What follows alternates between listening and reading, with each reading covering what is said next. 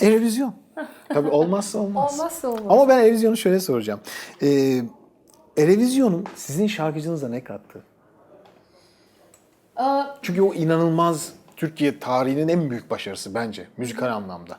Çünkü Erevizyon çünkü bizim için olacak iş değil bir şey ve siz böyle bir tecrübeyi yaşıyorsunuz. O sırada sahnedesiniz, günler geçiyor, zaman geçiyor ve onu yaşayan kişisiniz. Bu sizin şarkıcınızı nasıl değiştirdi veya sanata bakışınızı? En önemlisi kendime güvenim konusunda beni çok doldurdu haliyle. Yani ceplerim taştı diyeyim. Çünkü bir hayal kurmuştum ve o hayale karşı çok çalıştım. Ve yanımda da mükemmel bir ekip vardı. Herkes benim kadar inandı. O şart çünkü. Tek başına belki bir hayali başlatıyorsun kurmaya ama yanında sağında sonunda o insanlar seninle birlikte yürümezlerse iş çok zor. Mümkün değil hatta. O yüzden her şekilde çok çalıştık ama hayal ettiğim bir şeyi en iyi şekilde yapıp onu bir başarıya çevirmiş olmanın getirdiği müthiş bir huzur vardı. Ve kendime güvenim tabii ki çok önemliydi benim için. Dedim ki yaptın Sertab, helal olsun sana.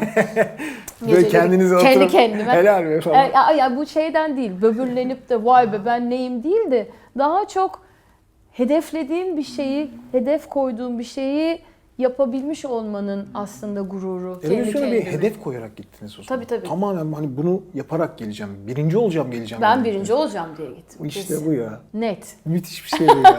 Yani çünkü insan bence her giden birinci olmak için gider. Yani niye ki ikinci olmak istiyor? Niye canım? Bence işte birinci olmak için gitmeyen de vardır. Öyle mi diyorsun? Tabii.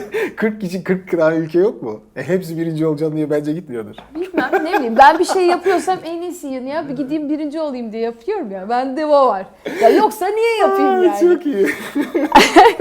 Sonra bir de tabii İngilizce söylemek benim için tamam. İşte sözünü ettiğim ilk müziğe başladığım zamanlar İngilizce şarkılar söyledim ama onlar o kulüplerde, o mekanlarda kaldı ve kimse de beni orada o kadar deli gibi milyonlarca insanın sınayacağı bir şeyde değildim. Ama bu öyle bir sahne ki bütün dünya seyrediyor seni neredeyse ve İngilizce söylüyorsun ve bu senin ana dilin değil. Ama hedefim global olabilmek ve herkesin anladığı bir şeyi lafım ediyorsam o zaman herkes anlasın sözlerimi çünkü öyle bir şey bu.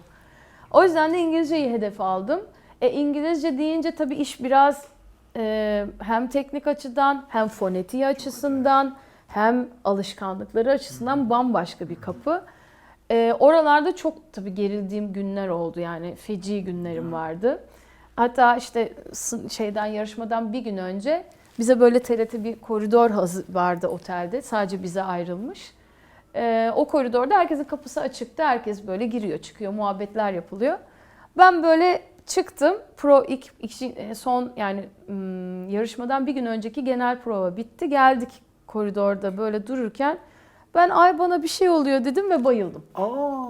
Belki de o kadar gerginiz ki. İnanmıyorum. Yani bütün herkes gergin çünkü. Ve ben İsmail Koç'a yani normalde aramam. Hasta olunca ararım, bir şey olunca ararım. İsmail Ergin 5 posta alıyorum ve arayıp ağlıyorum. İsmail burada yoksun işte. Niye yoksun? Niye gelemedi ben? Ya İsmail ne yaptı etti? Geldi ya. Uçtu yani. Onun gerçekten hiç unutmam yani. Müthiş bir kıyaktı. Geldi dedi ki yani bir şey yok tamamen gerginlik bu. Şeyi hatırlıyorum hani en son artık Turkey dediler ve biz o perdenin arasından sahneye çıkacağız yani. Çok acayip. Dedim ki Sertab oldu olan artık yürü git ne yapacaksan yap. Dedim kendime ya bunu yıllardır yapıyorsun abartma. Bir kere abartma yani. Abartma. Çık performansı yap. Müthiş. Çıktık yaptık. Valla ne bileyim yani tabii şans, şarkının güzelliği, koreografi birçok şey bir araya geldi. Bence hedef koymanız çok daha önemli. Evet bir de şunu yapıyordum biraz cadılık biraz belki ama o zamanlar Qigong yapıyordum. Çok ağır Qigong çalışıyordum. Qigong nedir? Qigong bir Çin içsel çalışması. Aslında hem bedensel hem içsel bir çalışma bu. Bir tanesi bedene girersen Hotien diyorlar. Hotien Bayağı derin bir şey. evet, ben 5 dakikada anlatılacak şey değil galiba. Değil, alakası tamam, yok. Ruhsal bir şey yani. Bir hazırlık gibi herhalde. Evet, Hotien çalışmak beden çalışması demek aslında Çince. beden çalışmasında işte bunun içine tai chi giriyor, kung fu giriyor, o giriyor buraya bir yığın hani bizim Çalışma biçimi. onlar giriyor. Tamam. Bir tarafı da Shen Tian dedikleri diğer bir çalışma. O da oturup işte meditasyon yapıyorsun. 8 saat nefes çalışıyorsun falan. Ben onları yapıyordum o dönem. İnanmıyorum.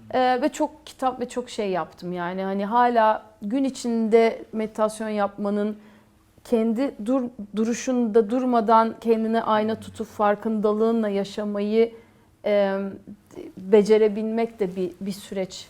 Hani unuttuğum anlar var ama hep kendimde olup Sertap bunu yapar. Kendime hep dışarıdan bir gözle bakıyorum. Elimi, kolumu, sesimi, sağımı, solumu ne yapıyorum, insanlara nasıl davranıyorum. Bu ciddi bir farkındalık Evet, gerek. çok acayip. Yani o farkındalık çok değerli bir şey. Neyse. Orada işinize yaradı mı? Her yerde yarıyor. Şu an bile yarıyor. Ay ne güzel ya. Çok değişik bir şey. Şey, Bence kanalınızda bunu anlatın. onlara gireceğim. Bence girin. O taraflara gireceğim. Meditasyon tarafına, beden tarafına. Bence girin. İşte meditasyon, qigong, spor tarafına, beslenme tarafına gireceğim YouTube'da. Zaten harika bir şarkıcılık hikayesi anlatıyorsunuz. Yani o da bunun bir parçası oldu. Evet, minik minik de yazıyordum. Bir ara verdim ama kitap falan da. Evet, hayallerim vardı. Abi, çok şey var yapmak istediğim. Hedef çok sizde. Çok. Şahane bir şey bu. Şeydi, dedi bir practice, çalışma var. O da şu. Aslında hayal etmek nedir? Mesela sen bir şey hayal ettin.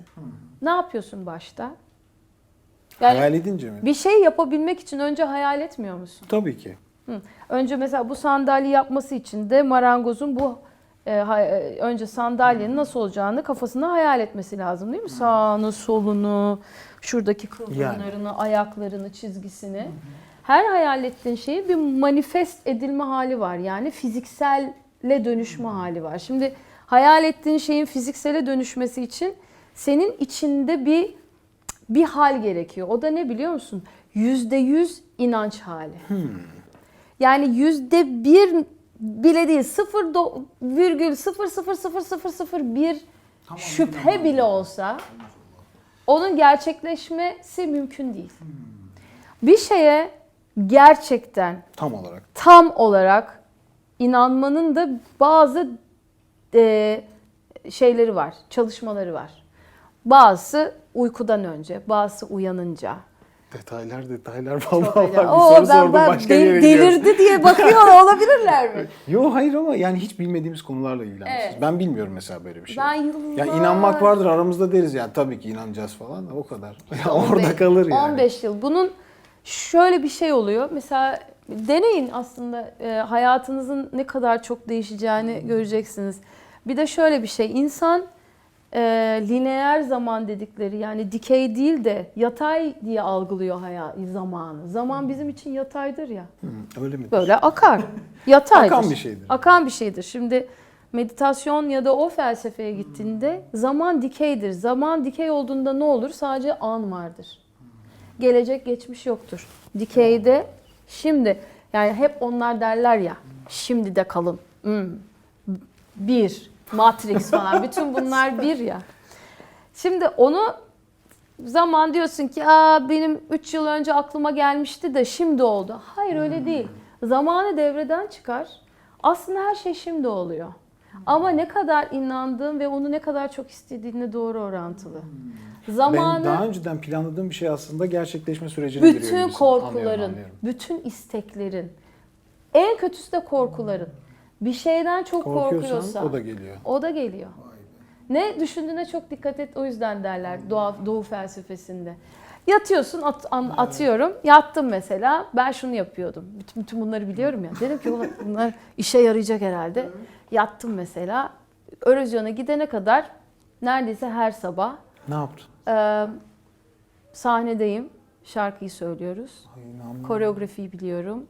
Söyledik bitti ve o ödülü elime aldım ve o ne yapıyorsunuz biliyor musunuz? Asla miş gibi yapmıyorsunuz. O anın gerçekten olduğunu bedeninize, hücrelerinize söylüyorsunuz. İmaj yaratıyorsunuz kafanızda önce. Zaten bütün hayat öyle ses var de öyle. oluyor. Evet. İmajları oluşturarak sesi buluyorsunuz. Tam olarak o. Wow. Çok Bunu deneyin seyirciler. Bakın hayatınız değişecek. bu kız delirmiş, kafayı yemiş falan diyor olabilirsiniz Yo, ama bağlantıları ben şimdi başta şey gibi geliyor, biraz hayal gibi. Çünkü hiç ilgilenmediğim konular ama sizin anlattığınızın sonucuna biraz sabredip bekleyince aslında somut bir şey olduğunu görüyorsunuz. Ya Yani sadece bir aslında fantezi değil. bekliyorum dediğin şey işte zamanı bir düzlem olarak algıladığımızdan dolayı insanın zihni öyle algılıyor, öyle öğreniyor ama halbuki zaman dediğin şey şimdi. Evet, zihnimiz Vay be, bana bak. zihnimiz açılıyor. Ye, kitap gibi İyi, konuştum ha. Çok acayip, çok değişik. Ya Erevizyon'un cevabının böyle bir şey olacağını beklememiştim. Ya Ama çok başka bir cevap varmış. evet. Ya, süpersiniz.